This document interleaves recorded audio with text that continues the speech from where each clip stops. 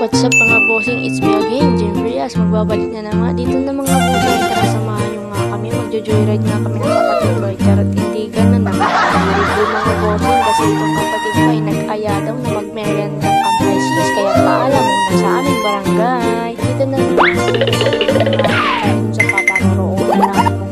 At dito ngayon medyo napalayo yung aming daanan. Ewan ko dito sa kapatid ko kung saan kami bibili ng sa may sa barangay Ubong mga bossing, kung alam niyo yun, kung sino yung nakakakilala sa akin at kung sino yung mga taga dito. Kaya doon papunta tayo dito mga bossing. Dito na nga tayo, nakailang minutes din ng ating pagbiyahe ko. Pali wala naman sa isang oras yung ating pagbiyahe. Tapos doon na nga mga bossing ay yung kapatid ko nag-order na nga rin sa dyan mga boss. Napaka-solid dito mga bossing, tambayan nila ay grabe. Ngayon lang din ako nakapunta dito kasi ngayon lang din ako bumili dito, natikman tong milk tea nila mga bossing kasi hindi naman ako palagala. Ay sheesh, at dito na mga bossing ay tapos na nga yung kapatid ko bumili, kaya ayun, dali-dali na nga rin kami umuwi. At ayan nga yung milk tea in order niya, Okinawa.